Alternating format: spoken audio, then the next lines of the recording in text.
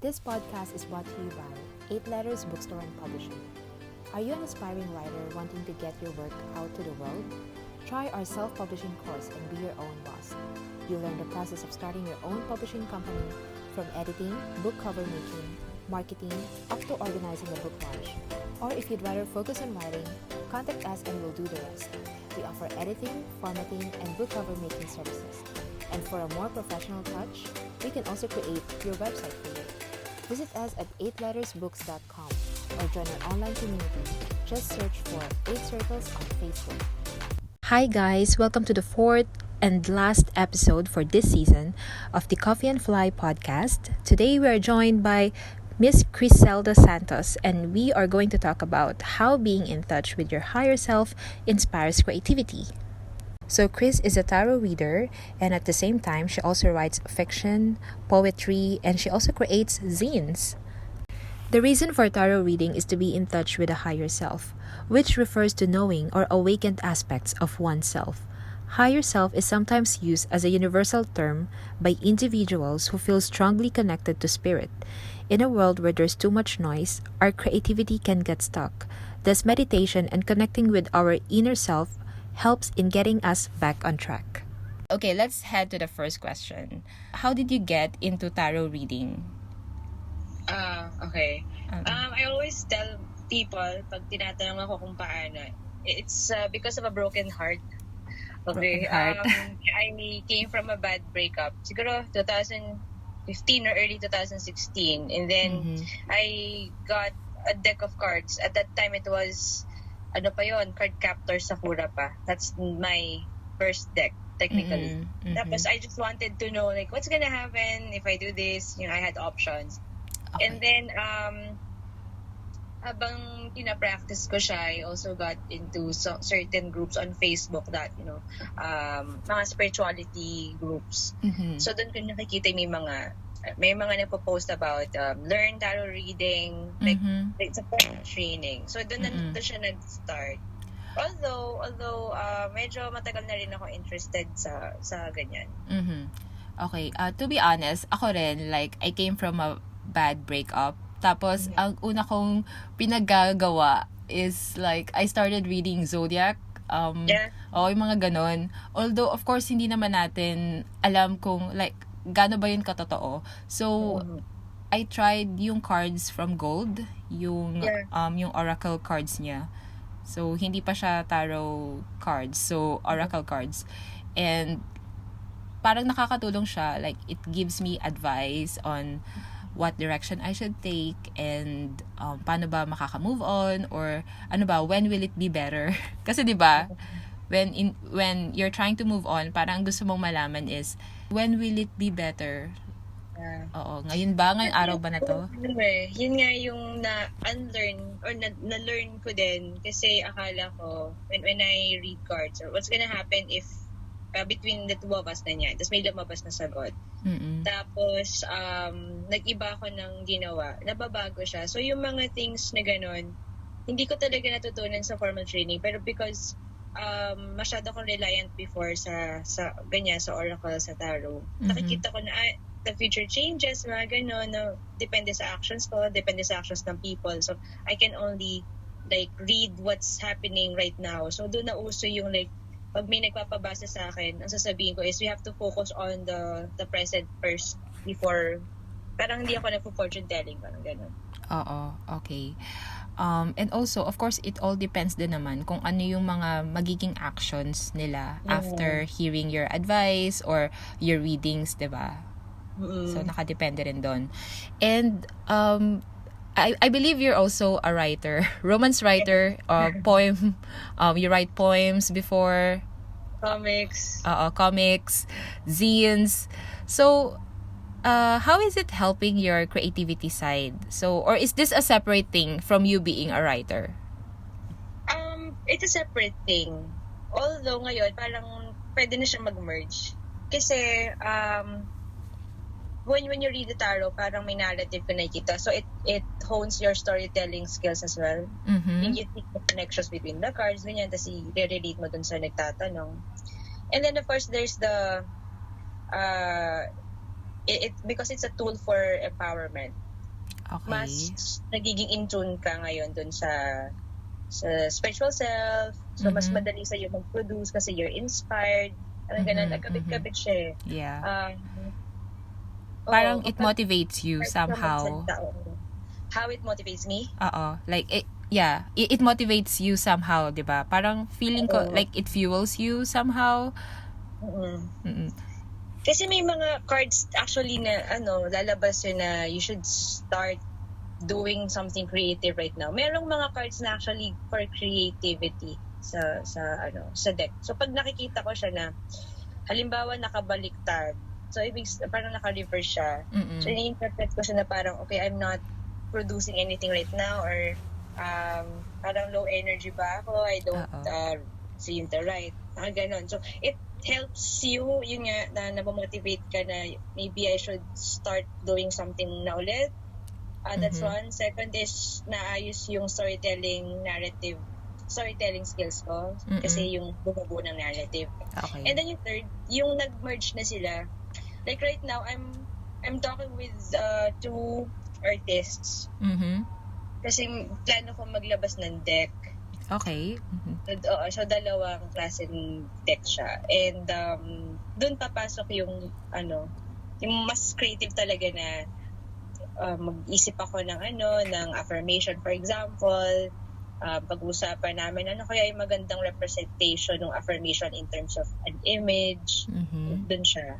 So yung ilalabas mo ba, is it more on the tarot side or oracle side? Yung isa parang siya, let's call it Project A. So si Project A ay combination ng tarot and oracle. Okay. Then actually may isa pa Lenormand din. That's another kind of divination system. So tatlo sila doon. Medyo complicated siyang i-develop for now. Yung Project B is really an oracle deck. Kasi 'di ba I have this page, The Tita Tarot. Oo. Sorry, nag-plug na ako. Oo nga. Ay, may YouTube page ka na rin, di ba? Oo, meron na rin. So, yung pinaplano namin ilabas nung kaibigan ko is the Tita Deck. So, all kinds of titas are represented in the deck. Oh. May affirmation. So, nabuo na namin yung ito drawing na lang ng kaibigan ko. And I think 2020. Ang galing. So, actually, feeling ko yung pangalan na The Tita Deck, kasi, di ba kapag maghihingi ka ng advice, di ba, nanghihingi ka sa tita mo or something. Okay. So, iba-iba siyang klase ng, yun yung sinasabi ko na mas creative na. As in, yung pagbabasa ko ng tarot is, nagamit ko na siya to actually produce something na like a huge project. And, anong project? Ito bang project na to? Oo, yan. Oh, okay. So, teka lang, para naman sa mga hindi nakakaalam or wala pang background about oracle and tarot cards, how would you distinguish the two? Okay. Pag yung the tarot has 78 cards. And may mga archetypes talaga to. Merong pinagbasehan na model, yung Rider White system. Okay. Na, for example, for the first 20 or 22, merong archetype. Tapos yung merong mga queens and kings. Siya, standard siya. Okay. So, may system. Oo, may system siya. Pero depende na lang kung halimbawa may mga nagre-rework, nire-reinterpret, binabago yung art. Pero, nandun pa rin yung 78 pa rin siya. Yung oracle naman, mas fluid, mas flexible. Kasi wala kang sinusundan na number. So, yung iba may 36, 44, 52, 56. Tsaka lang talaga sila. Iba-iba may affirmation. Merong connecting to animal spirits. More on connecting to intuition. Hindi siya kasing, I'd like to say the word rigid. Parang gano'n. Nung tarot kasi parang naka-textbook, na siya eh. May textbook meaning siya. So pag oracle, mas malaya yung creator halimbawa to devise a system of her own. Okay. So for those people na maybe they're thinking or they're thinking of creating their own oracle cards. Kailangan ba oracle card reader din sila or not necessarily? Not necessarily. Although, nakikita ko kasi, mga artists, kailangan nila may ka-partner nga na attuned din or yung kaya nilang yung connected halimbawa sa mga sa spiritual side of things. Okay. Kasi siguro I guess with all creators ng oracle decks, nagme-meditate muna sila bago sila makaisip ng ng ilalagay.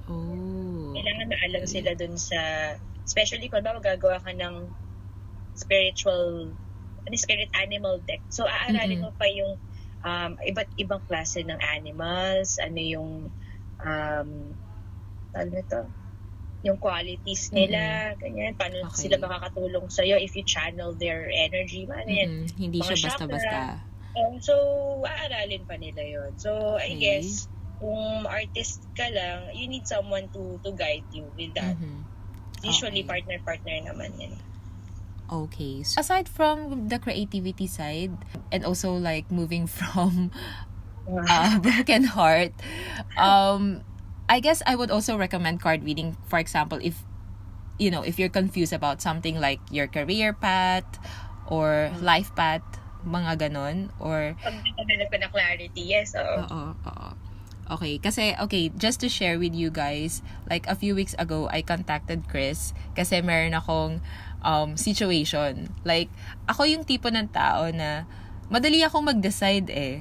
So, until, there's this one scenario, one case na it's been bugging me for months and hindi ko na talaga alam kung ano yung dapat kong gawin. So, I contacted Chris and it really helped me a lot kung ano ba talaga yung gusto mo. Kasi sometimes, or actually most of the time, alam mo na talaga kung ano yung gusto mong gawin. Yes. Kailangan lang ng confirmation, parang gano'n. Kailangan mo lang ng confirmation. Or like, maybe it's like flipping a coin na, parang gano'n. So, yeah, thank you so much. It really helped me a lot na parang, nung sinabi mo sa akin yun, sabi ko, nga, why not? Okay, just go for it, diba? So, so I guess my last question would be, what would be the first step you would recommend to people who want to dive into card reading? Or do you think it's not like kailangan it comes naturally? Hindi. Kasi there are two types eh. Yung isa is nagbabasa ka for yourself. So, kahit sino pwede. Okay. The second one is if you're gonna read professionally. So, if you're gonna read for yourself lang, then, wala. You'll just have to choose, I guess, a deck that calls to you. Okay. May mga tao kasi na ma-angels, gusto nila yung ganon. So, may deck for that. Yun. Kasi para lang naman siyang may nagsulat ng message, tapos bubunot ka lang for the day. What's my advice for today? Then that's it. Okay. So, the other one is if you're reading professionally, then this one I learned the hard way. You have to know your purpose, identify your purpose for reading. Like, are you doing this to gain followers, or you want to have kasi may connection sa branding, then you want to have a brand na fortune telling ka or ganyan. May iba or karamihan, more of healing talaga siya. It's of service. So, kung dun yung linya mo, parang dun ako napalinya kasi, most of your messages will be for the benefit of the querent. Parang kung saan siya mag-heal. Lagi siya, parang siyang therapeutic na counseling, ganun siya. Okay. Kasi, diba, I also tried card reading before for myself. And ang napansin ko, it really takes a lot of energy. So, I can't imagine, like, you're reading for these people and, diba, parang, kasi kailangan mo rin mag-meditate and really go through a process. Yung iba kasi, regarding that, sinisip ko nga kanina bago tayo nag-start kung paano ko siya ipapaliwanag. Kasi yung sa energy, it's an energy work. Everything that you put your heart into is energy work. Yung iba, lalo na kapag nag-invest ka ng energy dyan, kasi binabasahan mo yung kausap mo, ganyan. Talagang medyo nakaka-drain yun. Not physical energy, ha? It's emotional, spiritual energy. Oo. So, may iba na pag binasa, objective lang kung ano yung nakasulat, then okay, that's it. Tapos, may iba naman na paano ba, kailangan kung makakonect ko ako kay binabasahan kita, I need to connect to you also for the healing part yan so that maintindihan mo yung pinaka mas malalim na message ng cards. So nagre-reflect kayo, kaya iba umiiyak pag binasahan. Okay. Do you recommend ba na mag-read every day for oneself? Oo. May gano'n naman, like daily readings just to set the tone for the day. Okay. What I don't recommend is if you chose a card, whether it's the tarot or the oracle, and then you didn't like the message, you'll keep on like pulling out the card. Yeah, that's not okay. Kasi hindi ka satisfied sa naunang lumabas. Yes. Okay, so don't disturb the spirits masyado. Isa-isa lang. It teaches you to be grounded, to be humble din. You know, when you pick out something from the deck, that's the message for you. So kahit masakit siya, kailangan mong i-mull over kung ano yung mensahe na yun. So it's really a good tool for self-reflection. Okay. Pero kapag the moment na you keep on pulling out a card to satisfy your, yung may hinahanap yung sagot, okay, that's very self-serving also. Tsaka, hindi ka mag-grow doon spiritually. Okay. Sorry. Etong isa kong question. Okay. What if masama yung lumabas? Like, super bad. Oo. Anong mai-advise mo? Like, paanong super bad? Kasi, kasi, baba kung tarot, lumabas yung devil card. Tower card. Yung mga ayaw kong card. Okay, tower card. Okay. And tingin ko sa tower card is, okay, it's the end of everything. It's a breakup card, ganyan. Process mo siya. Okay. Ibang process mo talaga siya. Noon na mahirap kasi iba nabunot ko siya, shucks, alam ko na to. Kasi may magkakaroon ka ng tendency na, ano gagawin ko para pigilan to? Yung mga ganyan. Yan. So, minsan kasi, pag ganun yung lumalabas, parang minsan karmic na siya like, it's really meant to happen. So, what you do is, process, bakit kailangan mangyari yung mga collapse of relationships, ganyan. Sabihin mo lang na, well, there's really something that will change your life and just you have to be ready for it, ganun. Okay. Oracle naman, mahirap ako makita ng masakit kasi usually light yung sa oracle. Okay, so I guess that's the reason why then siguro kung magpapabasa rin ako, I'll try to stick with the oracle cards. Kasi, ayun, parang less na nakakatakot siya.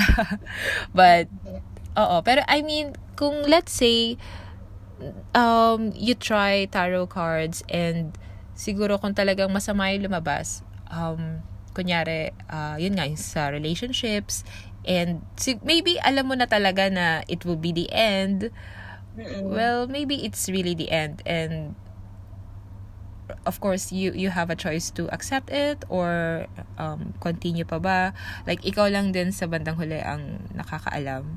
But I guess meron kasing iba na ako kasi personally I don't really look at the tarot na may bad bad messages, bad text, although minsan as a reader may nakikita talaga kami, we don't tell the client. Okay. Really don't. Yung iba naman, di ba may mga reverse things. Sabihin ng reverse, usually mga negative siya. Yung iba, hindi na rin nag-reverse kasi ayaw nga nila na sumama yung loob or sometimes hindi nila ma-articulate yun.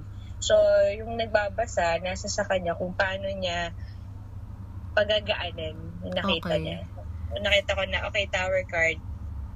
Okay, parang you just have to prepare for this change. So that's why we say maybe or yung mga likelihood of things. Hindi naman namin binibitawan na it's really gonna happen. So that's Okay. where the options come in. Okay, so kung Mm-mm. tatanggapin mo to, ito mangyayari. Kung gusto mo pa rin magstay, i-rebuild to, ito mangyayari. Ganun siya. So, in fact, empowering din naman kung makakita ka ng ganun. Kasi, ano ba, it makes you strong. Oo. Emotionally. And I guess you can use it to your advantage na, okay, alam mo na may ganitong mangyayari. So, Yeah. plan ahead and prepare for the worst. Oo. Parang something like that. Oo, parang ganun. Okay. So, saan ka pala namin mahahanap? On Facebook, The Tita Tarot. And sa YouTube, The Tita Tarot din. Yeah. So I post free astrological readings and mga choose a card readings. Yun. But if they want to have personal readings, mas nako-contact ako sa Facebook. Ayun. Okay. Yay. Okay. Thank you so much, Chris. Have you been thinking if you should quit your job and pursue your passion? Well, you don't really have to quit it right away. It's always good to test the waters before deciding if you really want to passion hustle full-time. Yes, we call it passion hustle. That means keeping your career on track and still earn from your passion by working on it part-time.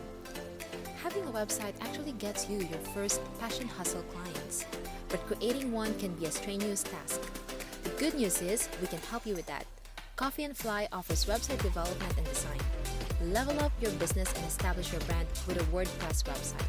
Our package starts at 15,000 pesos or $300 US.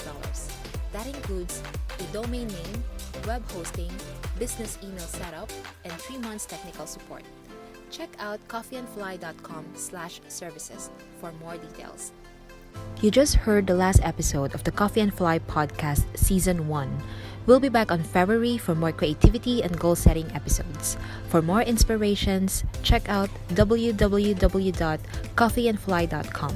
You can also follow us on Instagram and on Facebook. Thanks again for listening to the podcast. This is Cindy Wong for Coffee and Fly. Goodbye!